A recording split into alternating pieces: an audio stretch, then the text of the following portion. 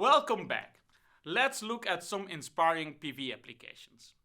The learning objective of this video lecture is simple: to get inspired by some PV integrated systems which might exhibit multiple functionalities that go beyond the residential and onshore large-scale utility application of PV systems. From photovoltaic point of view, there are four main factors influencing the output of PV energy yield. First, the source of energy, the sunlight, the converter, which is the PV cell or module, then the amount of time that the PV unit can work or operate, and finally the amount of area that the PV technology is added on or integrated into. In this video lecture, I want to put more emphasis on the area, the surface that the PV system is implemented on. We will discuss some inspiring PV system applications beyond the traditional residential large-scale utility applications. In most large PV projects, the solar modules are deployed in wide open areas such as deserts or plains. Here you can see the satellite image of the Batla Solar Park, the biggest photovoltaic installation in the world. The massive PV power plant with a capacity of 2,245 megawatt is installed in the Thar Desert of Rajasthan in India. But are desert or wide large plain the only places that we can put PV on? PV has applications in many other areas. We can look around us in a way that each surface has the potential to produce electricity through the photovoltaic effect. Whether it is a road surface, a roof surface, or a building facade, or even a water surface or a canal. Not only roads, but the surface of the cars moving on the road, the canals, and the surface of the vessels cruising in them. Each surface comes with its own unique features, so when we say we aim for PV everywhere, we must be ready to face new working features for the photovoltaics. Photovoltaic panels not only are used for the generation of clean electricity and reduce energy bills, but also can be used for several other purposes.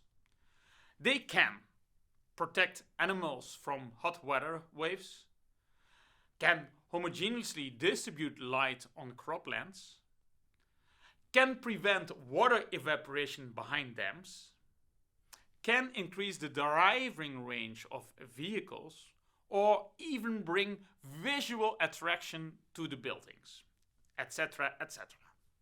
Integrating photovoltaics into various surfaces brings multifunctionality, meaning that the surface can be used for other purposes alongside generating clean electricity. A PV panel on the top of the water behind an hydrolytic dam benefits from the cooling effects of the water while preventing water evaporation, and as a result increase the potential of the dam for generating energy through hydraulic turbines.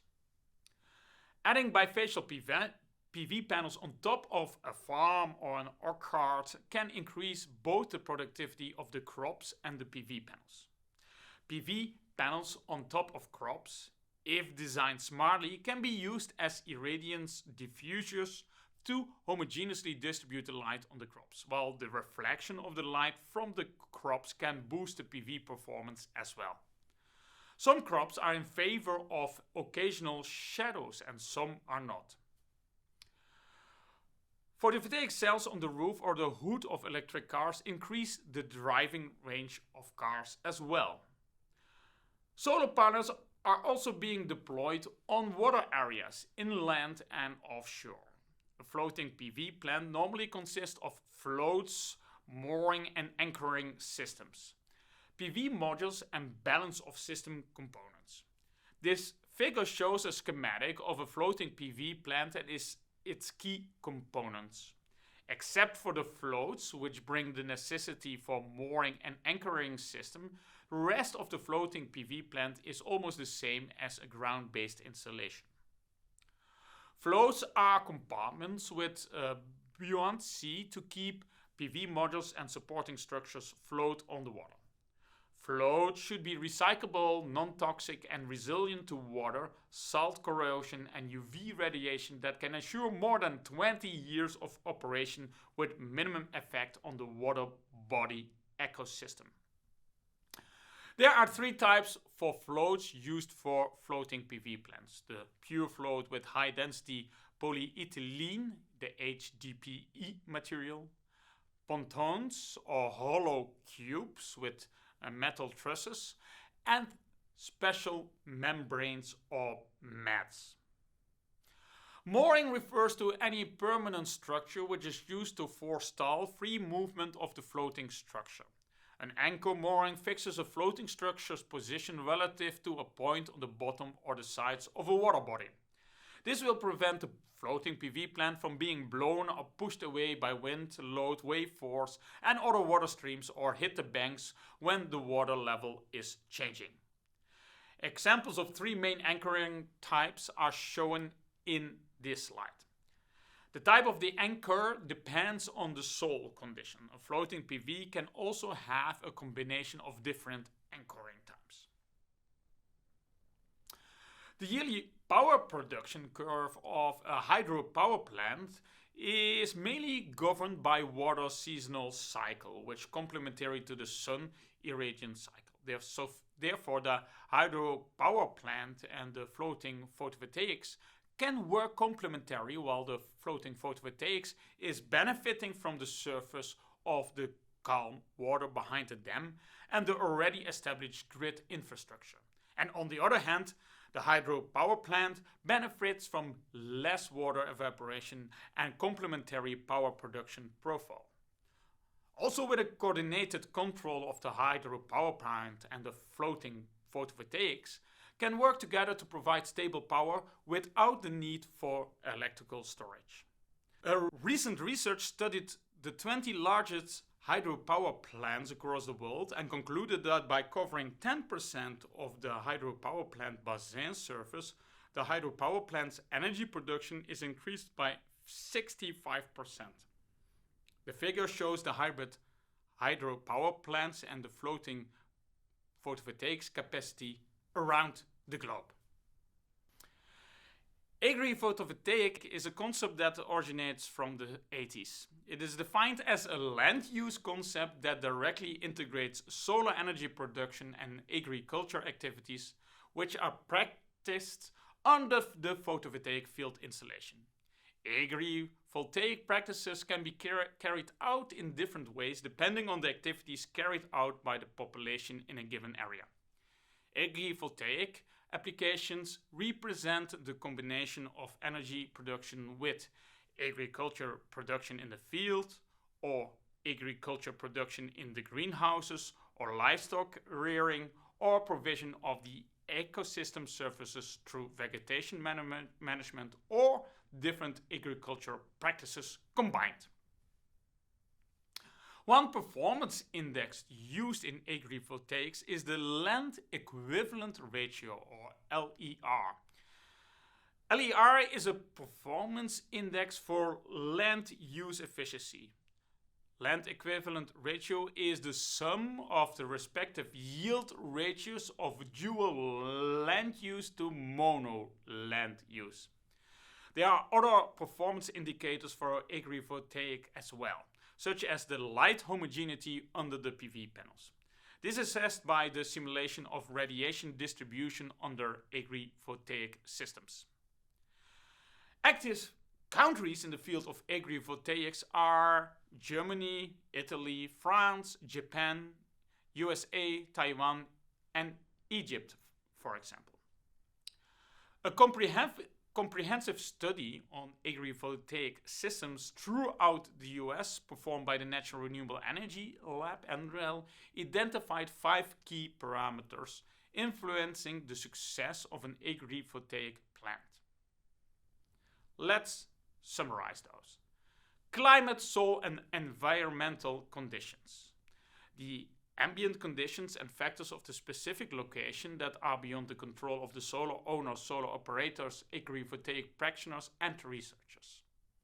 Secondly, configurations, solar technologies and designs. The choice of solar technology, the site layout, and the other infrastructure that can affect the light availability and solar generation.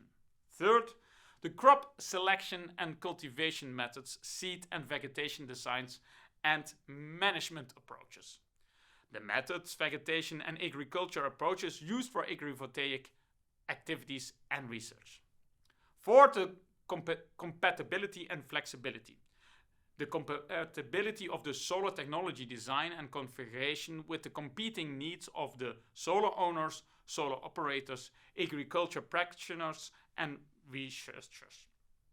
And fifth, collaboration and partnerships. Understanding and agreements made across the stakeholders and sectors to support agrivoltaic installations and research, including community engagement, permitting, and legal agreements. PV can also be implemented on moving surfaces such as vehicles. We can either use the area above the hold of bulk ships, take advantage of the free area above the train roofs, or the free area on top of lorries. In this way, the network of vehicles can work as a moving network of distributed generators which have minimum transmission loss due to the vicinity of the generation and consumption.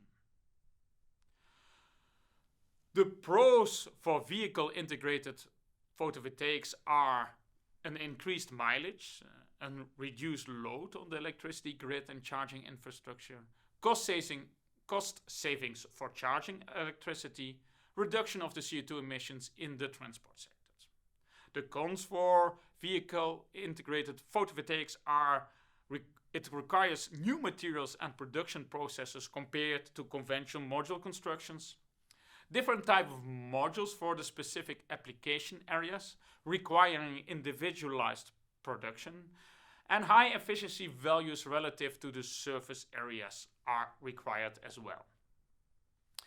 Here you see a nice example of a study in 2021 in the Netherlands, which poses the largest inland shipping fleet in Europe with 8,000 vessels.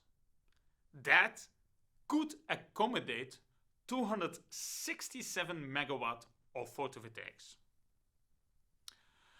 This graph plots the data over the vehicle integrated photovoltaics commercial offerings and R&D projects. The mean photovoltaic area that cover the vehicle for each kind of vehicle is significantly different. The mean embedded PV area ranges from a couple of square meters for cars to thousands of square meters for ships. Note that although passenger cars have the lowest available surface, they are currently the leading application of vehicle integrated photovoltaics. I hope this video lecture inspired you. In summary, you were introduced to some PV integrated systems that go beyond the residential and onshore large-scale utility application of photovoltaic systems. In addition, it was shown that PV systems might exhibit more functionalities than only generating renewable electricity. Next week, we are going to discuss several financial and circular concepts of photovoltaic systems. So, see you back in the next video lecture.